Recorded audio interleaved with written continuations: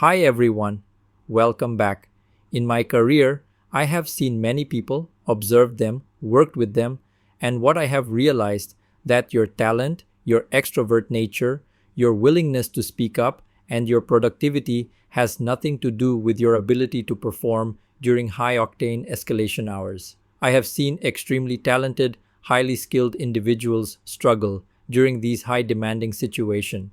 Even if at times some of the skilled certified workforce performed well during these hours, they were extremely unhappy with the nature of work or their organization post that incident and wanted to quit their jobs. Even I have struggled myself initially. At times I had these same feelings, but somehow I found out that over the years I have actually performed well in these situations, and I did those jobs so well that whenever I have been involved in any escalation hours, I most often ended up with an award. So I decided to make this video to help those people who struggle to cope up with the pressure of escalation hours and events. In this video, I will be disclosing to you all about 3 brain hacks to psychologically prepare yourself during these hours and come out with great performance every single time, earning respect from your clients, colleagues, and managers. And yes, forgot to tell you guys one more thing. These brain hacks can be used irrespective of whether you are a leader or manager or an employee. So let's get started.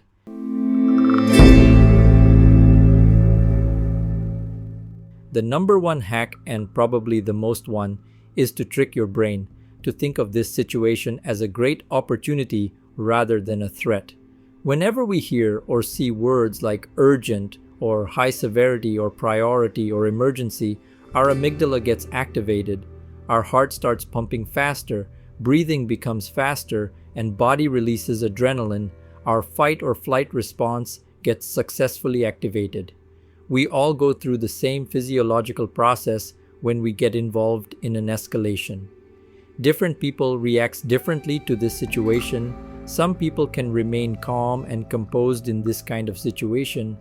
They can control their breathing as well, which allows them to participate in these incidents more confidently than others.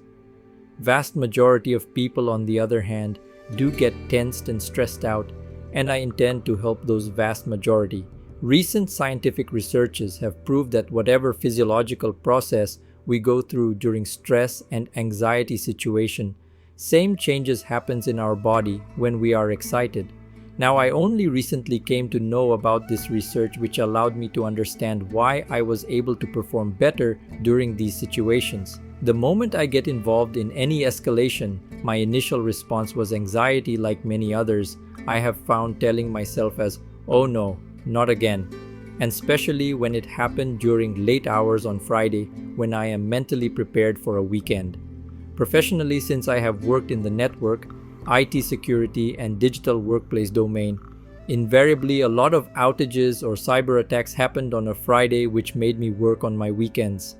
However, after about half an hour, I found myself on different mental trajectory, since my second response to the situation was to think about this as the moment to shine, think about this as a leadership moment, think about this moment as if I have been selected by God for this situation again, since others cannot do what I can.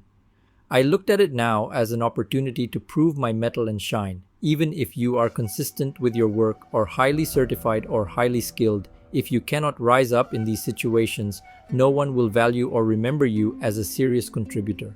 The moment I start thinking this way, I have always found myself mentally prepared for the war, irrespective of how many hours or days it lasts. So your mental preparation will convert this threat into an opportunity.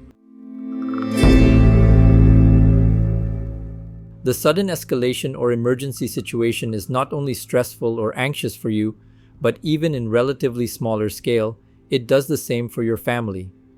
Your weekend plan or your plan after work can be jeopardized for your family as well. Maybe you have planned for a dinner, or maybe you have planned for a weekend getaway, or going to park or a movie, or maybe plan to go to a zoo with your kids. So, your unhappiness, your anger, your frustration is also theirs, sometimes more than you. So once you have taken the first step of tricking your brain to think of this as an opportunity, not threat, take the second step right away. Talk to your family, tell them about the situation at hand and why you are needed. If required, tell them sorry and promise them to make it up once this situation is over, and make sure you do that without fail once you are out of this situation. Set up their expectation that for how long you think it can last, and tell them not to check on you frequently, as you cannot afford to lose focus till it is over. If it takes longer than expected, then it will be you who will call them and update about the situation. This whole exercise will do two very important things. One is to relieve you from feeling bad about it and getting worried what your family is thinking now. The second thing is that it will kill your distractions during those crucial hours, thereby enabling you to put your 100% energy and focus into your work.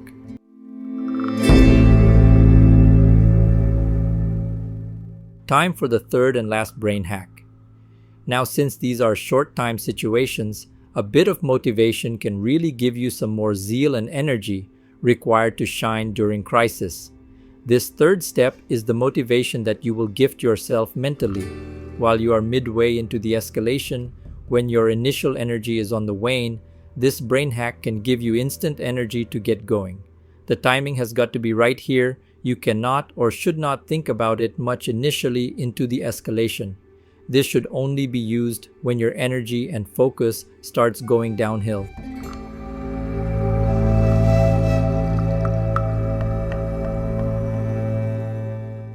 Mentally prepare yourself to take few days off post your Herculean effort. Think about taking your family out somewhere to relax or enjoying a Netflix series with your wife. Think about doing something what you absolutely love to do, like reading books or hitting the gym or cycling or painting or playing guitar. You will find instantly you feel recharged and energized to continue. Post the crisis is over. Whether you go on a vacation or not is your choice, but make sure you take few days off and do things that you love to do and give time to family as well. This will be your recharging time.